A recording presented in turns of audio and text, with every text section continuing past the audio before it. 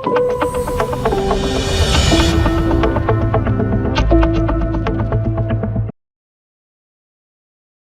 ஒரு எவ்வளோ மந்த்துக்கு வந்து எவ்வளோ எஸ்ஐபி போட்டால் ஒரு குறிப்பிட்ட இயர்ஸ்க்குள்ளே 1 crore ரீச் பண்ண முடியும் சார்? ரெண்டு தான் பிரிக்கலாம். ஒன்று வந்து யங்ஸ்டர்ஸ், இன்னொன்று வந்து பார்த்தீங்கன்னா ஒரு ஏஜ் 45 அப்புறம் வச்சுக்கோங்களேன். இப்போ யங்ஸ்டராக இருக்காங்க அப்படின்னு பார்த்தீங்கன்னா அவங்க மந்த்லி ஒரு 10,200 rupees இன்வெஸ்ட் பண்ணுறாங்கன்னு வச்சுக்கோங்களேன். எஸ்ஐபியில் மந்த்லி பேஸில் இன்வெஸ்ட் பண்ணிட்டே வராங்க. ஒரு 13% ஃபண்ட் பெர்ஃபார்ம் பண்ணும்போது 20 இயர்ஸில் 1 crore கார்பஸ் கிரியேட் ஆகும். இங்கே எஸ்ஐபியில் இன்வெஸ்ட் பண்ணும்போது 10,200 rupees இன்வெஸ்ட் பண்ணால் போதும் 13% ஃபண்ட் பெர்ஃபார்மன்ஸில் இந்த ரிட்டர்ன்ஸ் கிடச்சிடும். லாங்கர் டேர்மில் 13% ஃபண்ட் பெர்ஃபார்மன்ஸ் கொடுக்குற வாய்ப்புகள் நிறையவே இருக்குது. ஸோ எஸ்ஐபியில் அவங்க கன்சிஸ்டண்டாக இன்வெஸ்ட் பண்ணுறாங்க, உங்கள் ஏஜ் 30ஸ்லேயே ஸ்டார்ட் பண்ணுறாங்க அப்படின்னா 20 இயர்ஸில் 1 crore கார்பஸை கிரியேட் பண்ண முடியும். அதே மாதிரி ஒரு கோல்டு அண்ட் சில்வர் வந்து பார்த்தீங்கன்னா இன்றைக்கி வந்து பார்த்தீங்கன்னா வேல்யூ வந்து பார்த்தீங்கன்னா more than 80%, 100% கொடுக்குது சில்வர். இப்போ வந்து எல்லாருமே வந்து சில்வர் கோல்டு அதிகமாக இன்வெஸ்ட் பண்ணுறது நடக்குது. இப்போ சில பேர் காப்பரில் போய் இன்வெஸ்ட் பண்ணுறாங்க. காப்பரில் இங்கே வந்து பார்த்தீங்கன்னா இங்கே இந்தியாவை பொறுத்த வரைக்கும் பார்த்தீங்கன்னா ETFஸே கிடையாது. இப்போ இந்துஸ்தான் காப்பரில் போய் அதிகமாக இன்வெஸ்ட் பண்ணாங்க ஸ்டாக்ஸில். இந்த லாஸ்ட் 2 இயர்ஸில் ஈக்விட்டி கம்மி பண்ணிடணும். இது வரைக்கும் மார்க்கெட் நல்லா க்ரோ ஆகிட்டு இருந்துச்சு. லாஸ்ட் 2 இயர்ஸில் மார்க்கெட் கரெக்ஷன் ஆச்சுன்னா ஸோ அப்போ என்ன பண்ணலாம், ஈக்விட்டிலேருந்து டெட் இன்ஸ்ட்ருமெண்ட்ஸுக்கு போர்ட்ஃபோலியோ ரீபேலன்ஸ் பண்ணணும். ஸோ இந்த மாதிரி விஷயங்கள்லாம் பண்ணணும். இந்த மாதிரி மிஸ்டேக்ஸ்லாம் டேரெக்டாக இன்வெஸ்ட் பண்ணுறவங்க பண்ணுறாங்க. கோல்டு வந்து ஒன்லி அப் தான் இருக்கும், மைனஸும் ஆகலாம். பட் ஓரளவு ஸ்டேபிளாக இருக்கும் நம்பலாம் மற்ற அசட் கிளாஸை கம்பேர் பண்ணும்போது. ஆனால் நீங்கள் இன்வெஸ்ட் பண்ணும்போது என்ன பண்ணணும்னா மல்டிபிள் அசட் கிளாஸ் பார்ட்டிசிபேட் பண்ணணும். ரிஸ்க் உள்ள அசட் கிளாஸில் அவாய்ட் பண்ணக்கூடாது. டைவர்சிஃபை பண்ணி இன்வெஸ்ட் பண்ணணும். லாங் டேர்ம்க்கு இன்வெஸ்ட் பண்ணணும். லாங் டேர்ம் போகும்போது ரிஸ்க் எலிமினேட் பண்ண முடியும். ஏஜ் 25-30,000 earn பண்ணுறாங்க. அவங்க ஃபஸ்ட் என்ன பண்ணணும், வான்ஸ்க்கு நீட்ஸ்க்கு எவ்வளோ ஸ்பெண்ட் பண்ணுறாங்கன்னு பார்க்கணும். ஒரு பேசிக் பட்ஜெட்டிங் பண்ணணும். அதை பண்ணிவிட்டு ஃபஸ்ட்டு எமர்ஜென்சி பண்ண ஒன்று கிரியேட் பண்ணணும். இன்றைக்கி எமர்ஜென்சி பண்ணால் என்னென்னா in case of any emergency அப்படின் போது இந்த மணியை எடுத்து யூஸ் பண்ணுற மாதிரி இருக்கணும். ஆதன் பிஸ்னஸ் நேயர்களுக்கு வணக்கம். இன்னைக்கு நம்ம கூட தீபக் வெல்த் ஃப்ரேம்வொர்க் பிரைவேட் லிமிடெடுடைய ஃபவுண்டர் தீபக் அவர்கள் தான் ஜாயின் பண்ணியிருக்காங்க. வாங்க பேசலாம். வணக்கம் சார். வணக்கம். எப்படி சார் இருக்கீங்க? நல்லா இருக்கேன். நீங்கள் எப்படி? நல்லா இருக்கு சார். சரி, இப்போ வந்து எல்லாருக்குமே வந்து 1 கோடி சேர்க்கணும் அப்படின்னு வந்து ஆசை இருக்குது. நம்மளுமே நிறைய அட்வைசர் சொல்கிறாங்க 1 கோடி வந்து ஈஸியாக சேர்த்துடலாம் அப்படின்ட்டு. உண்மையிலேயே இந்த 1 கோடி சேர்க்கறது பாசிபிளா?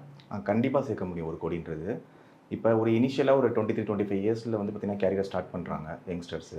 அவங்க ஸ்டார்ட் பண்ண உடனே அந்த 1 crore கிரியேட் பண்ண முடியுமான்னு பார்த்தீங்கன்னா அந்த கான்ஃபிடன்ஸ் இருக்காது. அந்த 1 crore ட்ரீம் நம்பர் தான் எல்லாருக்குமே இருக்கும். ஸோ ஒரு ஃபஸ்ட் எடுத்தோன்னா ஒரு 10 lakhs கார்பஸை கிரியேட் பண்ணுறதுக்கு ஒரு டார்கெட் பண்ணலாம். இந்த 10 lakhs கார்பஸ் கிரியேட் பண்ணதுக்கப்புறம் 20 lakhs, 25 lakhs step by step அவங்க அச்சீவ் பண்ணும்போது அதோட கான்ஃபிடன்ஸ் பில்ட் ஆகும். ஒரு ப்ராப்பர் பட்ஜெட்டிங் பண்ணி ரெகுலராக லாங் டேர்ம் இன்வெஸ்ட் பண்ணாங்கன்னா கண்டிப்பாக 1 crore கிரியேட் பண்ண முடியும். ஓகே, இப்போ இன்றைக்கு இருக்கிற காலகட்டத்தில் வந்து முன்னாடி எல்லாருமே வந்து ட்ரெடிஷனல் மெத்தட்ஸ் தான் யூஸ் பண்ணிகிட்டு இருந்தாங்க. FDO இல்லை போஸ்ட் ஆஃபீஸோ இதில் தான் இன்வெஸ்ட் பண்ணிகிட்டு இருந்தாங்க. ஆனால் இப்போ மியூச்சுவல் ஃபண்ட், ஸ்டாக்ஸ் இந்த மாதிரி நிறைய விஷயங்கள் வந்து வந்துருச்சு. ஸோ இதில் வந்து எதை இன்வெஸ்ட் பண்ணால், எந்த இன்ஸ்ட்ருமெண்ட் சூஸ் பண்ணால் வந்து 1 crore ரீச் பண்ண முடியும் சார்? கண்டிப்பாக மியூச்சுவல் ஃபண்ட்ஸ் இன்வெஸ்ட் பண்ணலாம். மியூச்சுவல் ஃபண்ட்ஸ் என்ன ரீசன் பார்த்தீங்கன்னா மல்டிபிள் அசட் கிளாஸில் பார்ட்டிசிபேட் பண்ணலாம். அசட் கிளாஸ்னு பார்த்து கோல்டு இன்வெஸ்ட் பண்ணலாம், சில்வரில் இன்வெஸ்ட் பண்ணலாம். ஈக்விட்டி இன்ஸ்ட்ருமெண்ட்ஸ் அதாவது ஸ்டாக்ஸில் இன்வெஸ்ட் பண்ணுறதோ மியூச்சுவல் ஃபண்டில் இன்வெஸ்ட் பண்ணும்போது ஃபண்ட் மேலே ஒரு எக்ஸ்பர்ட் மேனேஜ் பண்ணுவாங்க. ஸோ மல்டிபிள் ஸ்டாக்ஸில் இன்வெஸ்ட் பண்ணுவாங்க. ஸோ அப்படி இன்வெஸ்ட் பண்ணும்போது டைவர்சிஃபிகேஷன் இருக்கும் பொறுத்த வரைக்கும். இல்லை எனக்கு கவர்மெண்ட் பாண்ட்ஸ் நான் ஒரு FD மாதிரி இன்வெஸ்ட் பண்ணணும்னு நினைக்கிறேன், எனக்கு வந்து ஷார்ட் டியூரேஷன் ஒரு 3 months விட்ரா பண்ண நினைக்கிறேன், 1 month விட்ரா பண்ண நினைக்கிறேன், ஒரு லிக்விட் ஃபண்டில் இன்வெஸ்ட் பண்ணலாம். So multiple asset class mutual ஃபண்ட்ஸில் இருக்குது. ஒரு பிகினருக்கும் சூட்டபிளாக இருக்கும், ஒரு இன்டர்மீடியட் இன்வெஸ்டருக்கும் சூட்டபிளாக இருக்கும். Mutual funds multiple asset class இருக்குது. பாசிபிலிட்டிஸ் ஆஃப் ரிட்டர்ன்ஸும் அதிகமாக இருக்கும். அதாவது இன்ஃப்ளேஷன் ரிட்டர்ன்ஸ் கொடுக்கான வாய்ப்புகள் நிறையா இருக்குது. லாங் டேர்ம் இன்வெஸ்ட் பண்ணும்போது நிறைய ஸ்ட்ராட்டஜிஸும் இருக்குது. SIP, STP, SWPன்ட்டு சொல்லிகிட்டே போகலாம்.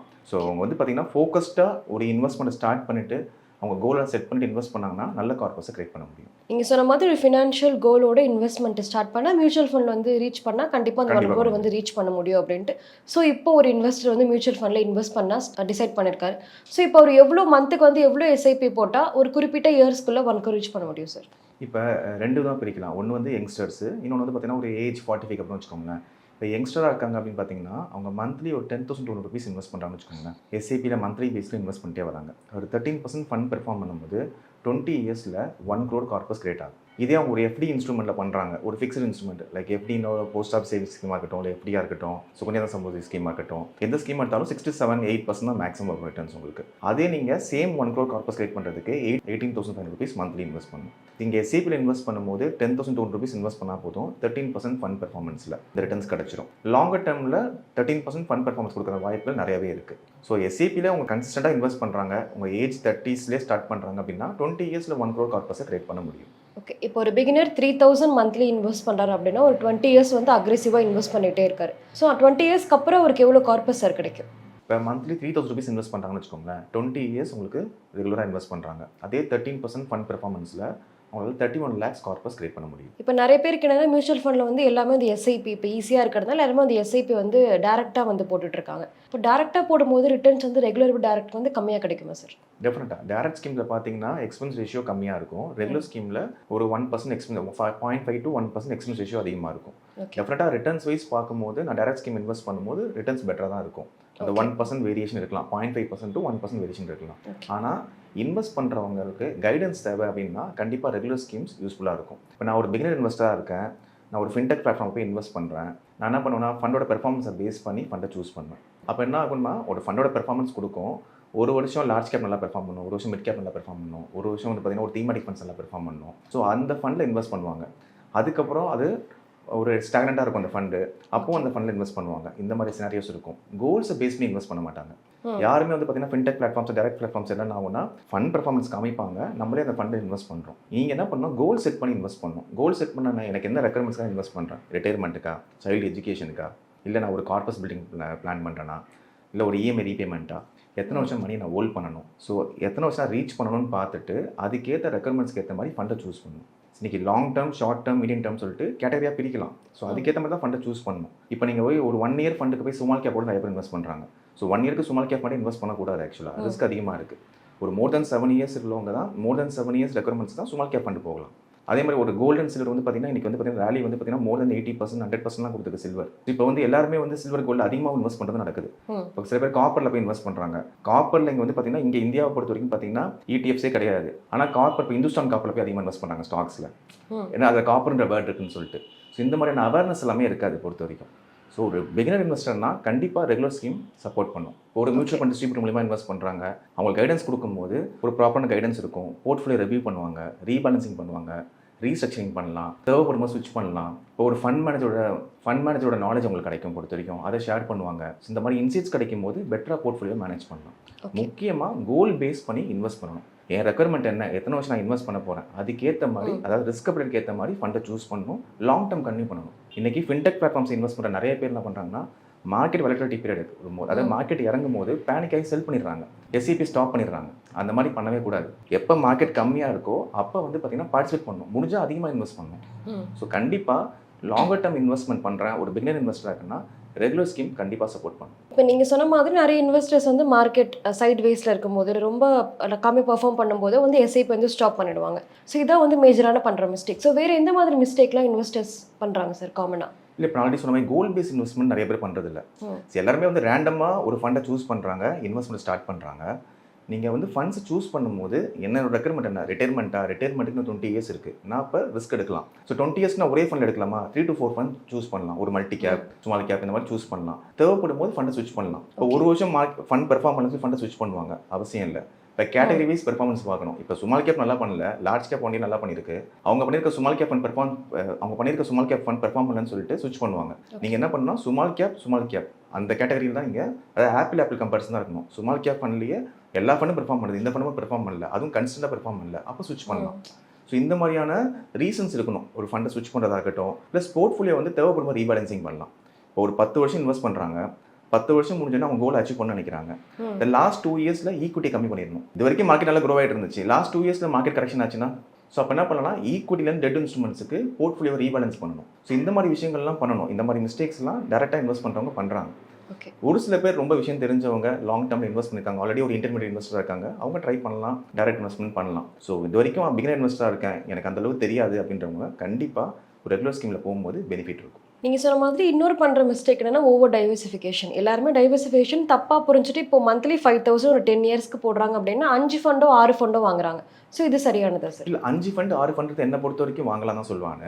ஒரு 4 to 5 ஃபண்ட்ஸ் எடுக்கலாம். இல்லை நான் 1 crore மேலே கார்பஸ் வச்சிருக்கேன் அப்படின்றவங்க மேக்ஸிமம் 10 ஃபண்ட்ஸ் வரைக்கும் வச்சுக்கலாம். ஆனால் சில பேர் என்ன பண்ணுவாங்கன்னா NFO வாங்கிட்டு இருப்பாங்க, 20 NFO வச்சிருப்பாங்க, 25 ஃபண்ட் வச்சிருப்பாங்க, இந்த மாதிரிலாம் இருக்கும். அதை அவாய்ட் பண்ணலாம். சில பேர் என்ன பண்ணுவாங்கன்னா ஃபண்ட்ஸை வந்து பார்த்தீங்கன்னா ஒன்லி இண்டெக்ஸ் ஃபண்ட் வாங்குவாங்க. கேட்டால் எக்ஸ்பென்ஸ் ரேஷியோ கம்மியாக இருக்குது அப்படின்னு சொல்லுவாங்க. இன்றைக்கி வந்து நீங்கள் எடுத்து பார்த்தீங்கன்னா இண்டெக்ஸ் ஃபண்டுக்கும் ஆக்டிவ் ஃபண்டுக்கும் கம்பேரிசன் பார்த்தீங்கன்னா லாஸ்ட் 10 yearsல வந்து பார்த்தீங்கன்னா ஆக்டிவ் ஃபண்ட்ஸ் மோர் தென் 10 ஃபண்ட்ஸ், அதாவது ஒரு AUMs ஹையஸ்ட்டாக உள்ள ஃபண்ட்ஸ் எல்லாமே, மேஜரான ஃபண்ட்ஸ் எல்லாமே இண்டெக்ஸ் ஃபண்டோட ஆக்டிவ் ஃபண்ட்ஸ் பெட்டராக பெர்ஃபார்ம் பண்ணியிருக்கு. ஆனால் அவங்களுக்கு எக்ஸ்பென்ஸ் ரேஷியோ கம்மியாக இருக்குது அப்படின்னு நினைக்கிறாங்க பொறுத்த வரைக்கும். ஸோ இண்டெக்ஸ் ஃபண்டோட ஆக்டிவ் ஃபண்ட் ஏன் பெர்ஃபார்ம் பண்ணுது? ஃபண்ட் மேலே இன்டர்வென்ஷன் இருக்குது, எக்ஸ்பென்ஸ் ரேஷியோ இருந்தாலும் ரிட்டர்ன்ஸ் பெட்டராக கொடுக்குது. ஸோ இதோட டேட்டா வந்து அவங்க புரிஞ்சுட்டு இன்வெஸ்ட் பண்ணால் பெட்டராக இருக்கும். ஏன்னா நிறைய இடத்துல வந்து பார்த்தீங்கன்னா உங்களுக்கு ரேண்டமாக நான் சொன்னால் இண்டெக்ஸ் ஃபண்ட் இன்வெஸ்ட் பண்ணு, எக்ஸ்பென்ஸ் ரேஷியோ கம்மியாக இருக்குது, நீ வந்து ரிஸ்க் கம்மின்றாங்க. சரி, அதே மார்க்கெட் தான் இன்வெஸ்ட் பண்ண போகிறாங்க. நிஃப்டி 50 இன்வெஸ்ட் பண்ணாங்கன்னா டாப் 50 கம்பெனிஸில் ஒரு இண்டெக்ஸ் ஃபண்ட் இன்வெஸ்ட் பண்ணுறாங்க. நிஃப்டி நெக்ஸ்ட் 50 இன்வெஸ்ட் பண்ணுறாங்க அப்படின்னா இன்னொரு இண்டெக்ஸ் ஃபண்ட் இன்வெஸ்ட் பண்ணுறாங்க. ரெண்டுத்தையும் சேர்ந்தது தான் ஒரு லார்ஜ் கேப் ஃபண்ட். அதே லார்ஜ் கேப் ஃபண்டை ஃபண்ட் மேனேஜர் எக்ஸ்பர்ட் மேனேஜ் பண்ணும்போது இன்னும் பெட்டர் ரிட்டர்ன்ஸ் கொடுக்க வாய்ப்புகள் நிறையா இருக்குது லாங்கர் டென்யூவில் பார்க்கும்போது. ஸோ இதோட அனலைஸ்லாம் பண்ணி என்னோட வீடியோஸ் நிறையா கொடுத்துருக்காங்க, என்னோட சேனலில் கொடுத்துருக்காங்க. இது இண்டெக்ஸ் ஃபண்டுக்கும் ஆக்டிவ் ஃபண்டுக்கான கம்பேரிசனோ அதை பற்றின டிஃப்ரென்ஸ் வந்து இன்னும் டீட்டெயிலாக புரியல. வெறும் எக்ஸ்பென்ஸ் ரேஷியோ பார்க்கும்போது அவங்களுக்கு பெனிஃபிட்டாக தெரியுது. கரெக்டாக எவாலுவேட் பண்ணாங்க, ரெண்டு ஃபண்டும் ரிட்டர்ன்ஸ் வைஸ் பார்க்குறாங்க, என்ன டிஃப்ரென்ஸ் இருக்குன்னு தெரிஞ்சுக்கிட்டாங்கன்னா ஆக்டிவ் ஃபண்ட்ஸோட பெனிஃபிட்ஸ் என்னது அவங்களுக்கு தெரியும். இந்த மாதிரி மிஸ்டேக்ஸ் நிறைய பேர் பண்ணுறாங்க. இண்டெக்ஸ் பண்ணுறது வந்து பார்த்தீங்கன்னா ஃபண்ட் மேனேஜர் இன்டர்வென்ஷன் கிடையாது. 6 months ஒன்ஸ் தான் உங்களுக்கு போர்ட்ஃபோலியோ ரீபேலன்ஸ் பண்ணுவாங்க. நிஃப்டி 50 என்ன சேம் 50 ஸ்டாக்ஸில் அப்படியே இங்கே காப்பி பண்ணி இன்வெஸ்ட் பண்ணுறாங்க. இங்கே ஃபண்ட் மேனேஜர் வந்து பார்த்தீங்கன்னா இன்டர்வென்ஷன் இருக்கும், ஆக்டிவாக மேனேஜ் பண்ணுவாங்க.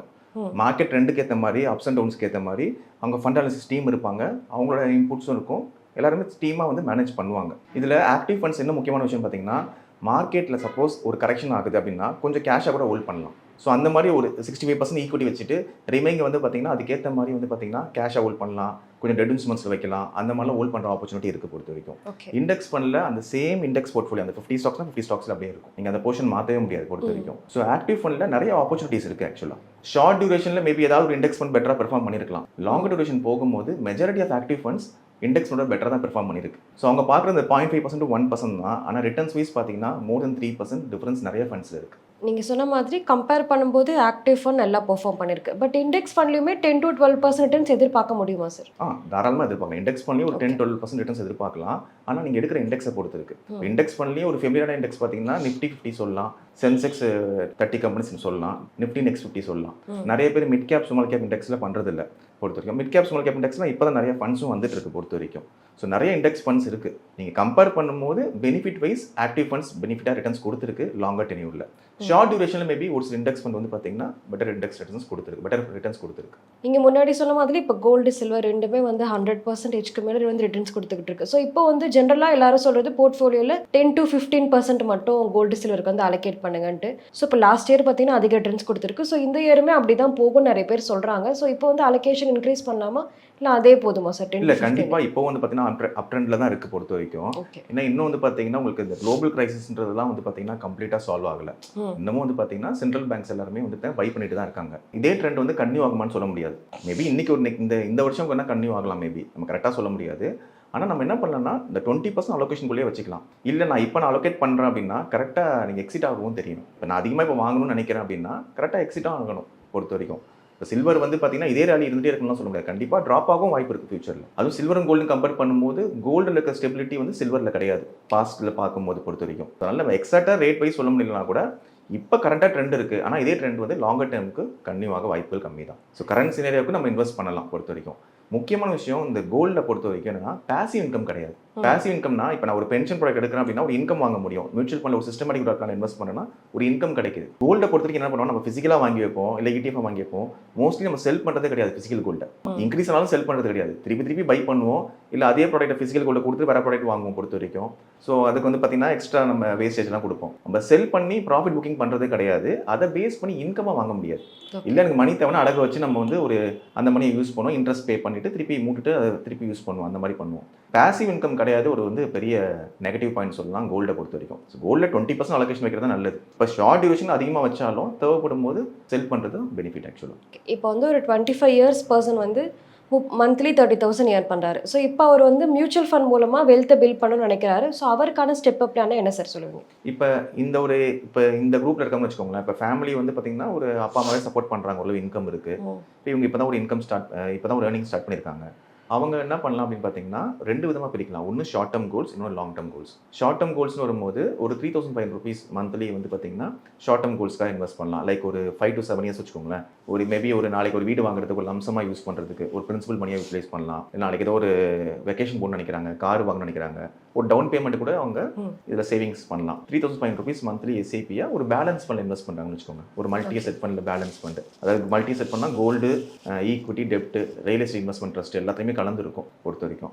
ஒரு 11% ரிட்டர்ன்ஸ் எதிர்பார்க்கலாம். ஸோ அப்படி 11% ரிட்டர்ன்ஸ் வரும்போது அவங்களால வந்து பார்த்தீங்கன்னா ஒரு கார்பஸ் ஒரு மோர் தென் 4 to 5 lakhs கார்பஸ் கிரியேட் பண்ண முடியும். இப்போ ஏஜ் 25 30,000 earn பண்ணுறாங்க. அவங்க ஃபஸ்ட் என்ன பண்ணணும், வான்ஸுக்கு நீட்ஸ்க்கு எவ்வளோ ஸ்பெண்ட் பண்ணுறாங்கன்னு பார்க்கணும். ஒரு பேசிக் பட்ஜெட்டிங் பண்ணணும். அதை பண்ணிவிட்டு ஃபஸ்ட்டு எமர்ஜென்சி பண்ண ஒன்று கிரியேட் பண்ணணும். இன்றைக்கி எமர்ஜென்சி பண்ணால் என்னென்னா, இன்கேஸ் ஆஃப் எனி எமர்ஜென்சி அப்படின் போது இந்த மணியை எடுத்து யூஸ் பண்ணுற மாதிரி இருக்கணும். ஸோ எமர்ஜென்சினா சொல்ல ஒரு மெடிக்கல் எமர்ஜென்சியாக இருக்கலாம், இல்லை இன்றைக்கி வந்து பார்த்தீங்கன்னா ஜாப் ஸ்விட்ச் பண்ணுறாங்க, இந்த பீரியடில் உங்களுக்கு ஒரு குஷனாக இருக்கும் இந்த ஃபண்டு. வேரியஸ் ரீசன்ஸ் இருக்கும், இந்த மாதிரி எமர்ஜென்சிக்கு யூஸ் பண்ணிக்கலாம். இது எவ்வளோ வச்சிருக்கலாம்னா 3 months சேலரி வச்சிருந்தா பெட்டர். ஆக்சுவலாக 6 months சேலரி வச்சிருந்தா பெட்டர். நீங்கள் 6 months முடியல கூட அட்லீஸ்ட் 3 months சேலரியாவது ஹோல்ட் பண்ணுறது பெனிஃபிட்டாக இருக்கும். இப்போ 30,000 rupees அப்படின்னா ஒரு 90,000 rupees ஹோல்ட் பண்ணி வைக்கணும் பொறுத்த வரைக்கும் அந்த சேலரிக்கு ஈக்குவலாக. இது வந்து எமர்ஜென்சி ஃபண்ட் கண்டிப்பாக கிரியேட் பண்ணணும். அதுக்கப்புறம் death benefit and health insurance ரெண்டுமே தேவை. அதாவது 3D சொல்லுவாங்க, டெத்து, டிசபிலிட்டி, டிசீஸ், இது 3மே கவர் பண்ணணும். அதுக்கு டேர்ம் இன்சூரன்ஸ், ஹெல்த் இன்சூரன்ஸ், அப்புறம் டிசபிலிட்டிக்கு accident rider, critical illness riders எல்லாம் ஆட் பண்ணி வச்சுக்கலாம். இது 3மே கவர் பண்ணணும். ப்ரொடெக்ஷன், ஏன்னா நம்ம வெல்த்தை கிரியேட் பண்ணுறதுக்கு முன்னாடி ப்ரொடெக்ஷன் பிளானிங் பண்ணணும். நம்ம என்னதான் வெல்த்தை கிரியேட் பண்ணி வச்சிருந்தாலும் அங்கே ப்ரொடெக்ஷன் பிளானிங் ப்ராப்பராக பண்ணலன்னா, இன்கேஸ் ஆஃப் எனி அன்சர்டனிட்டினா வெல்த் எல்லாமே ப்ரொடெக்ஷன் போயிடும். இந்த மணி எடுத்து தான் யூஸ் பண்ணுவோம் நம்ம பொறுத்த வரைக்கும். இந்த வெல்த் கிரியேட் பண்ணிக்க முடியாது நம்மளால. ஸோ கண்டிப்பாக protection planning and emergency funds பண்ணிவிட்டு அதுக்கப்புறம் தான் வெல்த் கிரியேஷனுக்குள்ளே வரணும். சரி, வெல்த் கிரியேஷனில் 2 தான் பிரிச்சுக்கலாம். ஒன்று ஷார்ட் டேர்ம் கோல்ஸ், இன்னொன்று long term goals. Short term கோல்ஸில் ஒரு மந்த்லி 3,500 rupees ஒரு எஸ்ஐபியாக இன்வெஸ்ட் பண்ணுறாங்கன்னு வச்சுக்கோங்களேன். ஒரு 3,000 4,000 கூட இன்வெஸ்ட் பண்ணலாம். அது பண்ணும்போது ஒரு ஷார்ட் டேர்ம் ஒரு 5 years 7 yearsக்கு அது ரிப்ளேஸ் பண்ணிக்கலாம். இன்னொரு 7,000 rupees வந்து பார்த்தீங்கன்னா ஒரு எஸ்ஐபியாக இன்வெஸ்ட் பண்ணுறாரு, அது லாங் டேர்ம் கோல்ஸ்க்கு இன்வெஸ்ட் பண்ணலாம். இப்படி பண்ணும்போது அப்ராக்சிமேட்டாக வந்து பார்த்தீங்கன்னா ஒரு 12,000 rupeesக்குள்ளே தான் அவங்க இன்வெஸ்ட்மெண்ட் பண்ணியிருப்பாங்க. ஏன்னா நீங்கள் டேர்ம் இன்சூரன்ஸ், ஹெல்த் இன்சூரன்ஸ்க்கு 1,000 rupees per month இன்வெஸ்ட் பண்ண முடியும் இந்த ஏஜ் குரூப்பில் ஸ்டார்ட் பண்ணும்போது. டோட்டலாக ஒரு 12,000 rupeesல அவங்க ப்ரொடெக்ஷன்லையும் 1 crore கிரியேட் பண்ண முடியும். ஹெல்த் இன்சூரன்ஸும் சரி, டேர்ம் இன்சூரன்ஸும் சரி, எமர்ஜென்சி ஃபண்டும் கிரியேட் பண்ணிடுறாங்க. ரிமைனிங் வெல்த் கிரியேஷனுக்கு 1 crore கார்பஸ், ஒரு 7,000 rupees 25 years இன்வெஸ்ட் பண்ணும்போது இந்த 1 crore கார்பஸை கிரியேட் பண்ணலாம். இப்போ 2026ல் ஒரு பிகினர் மியூச்சுவல் ஃபண்ட் எஸ்ஐபி போட ஸ்டார்ட் பண்ணுறாரு. ஸோ அவருக்கு நீங்கள் கொடுக்க வேண்டிய அட்வைஸ்னா என்ன சொல்லுவீங்க? எஸ்ஐபி ஸ்டார்ட் பண்ணணும், ஆல்ரெடி நான் சொன்ன மாதிரி கோல் மேப்பிங் பண்ணணும், எதுக்காக இன்வெஸ்ட் பண்ணுறாங்கன்னு பார்க்கணும். ஸோ எப்படின்னா நீங்கள் வந்து ரிட்டைர்மெண்ட்டுக்கு இன்வெஸ்ட் பண்ணுறாங்க, நெக்ஸ்ட் 20 years இருக்குது அப்படின்னா ஒரு 2 funds பிரித்து இன்வெஸ்ட் பண்ணலாம், எஸ்ஐபியில் இன்வெஸ்ட் பண்ணலாம். மோஸ்ட்லி எஸ்ஐபியில் ஃபண்ட் வைஸ் சூஸ் பண்ணும்போது ஒரு மல்டி அசெட் ஃபண்ட் இப்போ ட்ரெண்டாக இருக்குது மார்க்கெட்டில் பொறுத்த வரைக்கும். ஒரு மல்டி அசெட் ஃபண்ட் சூஸ் பண்ணலாம். ரிமைனிங் வந்து லாங் டேர்முக்கு மிட் கேப் ஸ்மால் கேப்லையும் பார்ட்டிசிபேட் பண்ணலாம். சில பேர் மிட் கேப் ஸ்மால் கேப்னா ரிஸ்க் இருக்குது அப்படின்னு சொல்லி பார்ட்டிசிபேட் பண்ண மாட்டாங்க. லாங்கர் டென்யூருக்கு mid cap and small cap returns பெட்டராக கொடுக்க நிறைய வாய்ப்புகள் இருக்குது. ஸோ அதுலேயும் பார்ட்டிசிபேட் பண்ணணும். இதே என்னோட டென்யூர் வந்து less than 5 years தான் அப்படின் போது லார்ஜ் கேப்பில் அதிகமாக பார்ட்டிசிபேட் பண்ணலாம், பேலன்ஸ் ஃபண்ட்ஸில் பார்ட்டிசிபேட் பண்ணலாம். எனக்கு less than 2-3 yearsலேயே மணியை விட்ரா பண்ணிடுவேன் அப்படின் போது டெட் ஃபண்ட்ஸ் இன்வெஸ்ட் பண்ணணும், இல்லைனா ஈக்விட்டி சேவிங்ஸ் ஃபண்டில் இன்வெஸ்ட் பண்ணலாம். இது எல்லாமே இந்த நீங்கள் எத்தனை வருஷம் மணியை ஹோல்ட் பண்ண போகிறீங்க, அதாவது இன்வெஸ்ட் பண்ண போகிறீங்க, எப்போ விட்ரா பண்ண போகிறீங்கன்னு பார்த்துட்டு அந்த பீரியடுக்கு ஏற்ற மாதிரி ஃபண்டை சூஸ் பண்ணணும். ஸோ இது வந்து எப்போவுமே எந்த வருஷமாக இருந்தாலும் இது ட்ரெண்ட் மாறாது. ஸோ ஃபண்டு நீங்கள் சூஸிங்கில் வேணால் நீங்கள் ஸ்ட்ராட்டஜிஸ் மாற்றிட்டே போகலாம். பொறுத்த வரைக்கும் நேச்சர் ஆஃப் ஃபண்டு சூஸ் பண்ணுறது வந்து இந்த மாதிரி தான் இருக்கும். இப்போ கரண்ட்டாக கோல்டு அண்ட் சில்வரும் நல்ல க்ரோ ஆகிட்டு தான் இருக்குது. கரண்ட்டில் மல்டி செட் ஃபண்டு ஒன்று எக்ஸ்ட்ராவாக நம்ம ஆட் பண்ணிக்கலாம். உங்கள் போர்ட்ஃபோலியோவில் ஒரு மல்டி செட் ஃபண்டும் ஆட் பண்ணலாம். முக்கியமாக இன்வெஸ்ட்மெண்ட் ஸ்டார்ட் பண்ணுறதுக்கு முன்னாடி அவங்க சர்ப்ளஸ் மணி அரைவ் பண்ணணும். ப்ராப்பர் பட்ஜெட்டிங் பண்ணி எவ்வளோ சர்ப்ளஸ் மணி இருக்குன்றதை பார்க்கணும். முடிஞ்ச வரைக்கும் வான்ஸை வந்து கம்மி பண்ணிவிட்டு சர்ப்ளஸ் மணி இன்க்ரீஸ் பண்ண பார்க்கணும். ஸோ அந்த மணி தான் அவங்க இன்வெஸ்ட் பண்ண போகிறாங்க. ஸோ அவங்க எக்ஸ்பென்சஸ் எவ்வளோ கம்மி பண்ண முடியுது பட்ஜெட்டிங்கில் ப்ராப்பராக பண்ணிட்டு தான் இந்த சர்ப்ளஸ் மணியை கிரியேட் பண்ண முடியும். அதை அவங்க பிளான் பண்ணணும். அதுக்கப்புறம் அவங்க வந்து ஏஜை பேஸ் பண்ணி, அதாவது அவங்க ஏஜ் என்னன்னு பார்த்துட்டு எத்தனை வருஷம் மணியை ஹோல்ட் பண்ண போகிறாங்கன்னு பார்த்துட்டு அதுக்கேற்ற மாதிரி ஃபண்ட்ஸை சூஸ் பண்ணணும். முக்கியமாக வந்து பார்த்தீங்கன்னா நிறைய பேர் பண்ணுற மிஸ்டேக் என்ன பார்த்தீங்கன்னா, காஸ்ட் ஆஃப் டீலே 35 ஸ்டார்ட் பண்ணுறாரு, மந்த்லி 25,000 rupees வந்து இன்வெஸ்ட் பண்ணிட்டே இருக்காரு. 20 yearsக்கு இன்வெஸ்ட் பண்ணும்போது 12% ஃபண்ட் பர்ஃபார்மன்ஸில் அதில் 2.1 crores கார்பஸ் கிரியேட் பண்ண முடியும். இதே ஏஜ் 45 ஸ்டார்ட் பண்ணுறாரு, ஒரு பிரதரே ஸ்டார்ட் பண்ணுறாருன்னு வச்சுக்கோங்களேன், 10 years லேட்டாக ஸ்டார்ட் பண்ணுறாரு, 25க்கு பதிலாக 50K இன்வெஸ்ட் பண்ணுறாரு, டபுள் த மணி இன்வெஸ்ட் பண்ணுறாரு. சேம் 12% ஃபண்ட் பர்ஃபார்மன்ஸில் 1 crores தான் கார்பஸ் கிரியேட்டாக இருக்கும், 1.1 crores தான் கார்பஸ் கிரியேட்டாக இருக்கும். ஸோ சேம், அதாவது டபுள் த மணி இன்வெஸ்ட் பண்ணால் கூட பாதி மணி தான் அவங்களால கிரியேட் பண்ண முடியுது, ஏன்னா லேட்டாக ஸ்டார்ட் பண்ணனால. ஸோ காஸ்ட் ஆஃப் டிலே ரொம்ப முக்கியம். நம்ம எவ்வளோ சீக்கிரம் முடியுமோ இயர்லியாக ஸ்டார்ட் பண்ணணும். So golden rules of investment சொல்லுவாங்க, start early, save regularly, stay for long term. நம்ம எவ்வளோ சீக்கிரம் ஸ்டார்ட் பண்ணுறோம், ரெகுலராக லாங் டர்ம் இன்வெஸ்ட் பண்ணும்போது காம்பவுண்டிங்னால ரிட்டர்ன்ஸ் பெட்டராக கிடைக்கும். அதனால் நீங்கள் ஃபண்ட்ஸை சூஸ் பண்ணுறதுக்கு முன்னாடி நம்ம ரெக்யர்மெண்ட்ஸ் அண்டர்ஸ்டாண்ட் பண்ணிட்டு ரிஸ்க் எடுக்கிற மாதிரி ஃபண்டை சூஸ் பண்ணணும், லாங் டர்ம் இன்வெஸ்ட் பண்ணணும், ஆஸ் சூன் அஸ் பாசிபிளாக தான் இயர்லியாக நம்ம இன்வெஸ்ட்மெண்ட்டை ஸ்டார்ட் பண்ணணும். அப்படி பண்ணும்போது நல்ல வெல்த் கிரியேஷன் கிரியேட் பண்ண முடியும். எஸ்ஐபி பற்றி நிறைய விஷயங்களை சொன்னீங்க, ரொம்பவே நன்றி. தேங்க்யூ.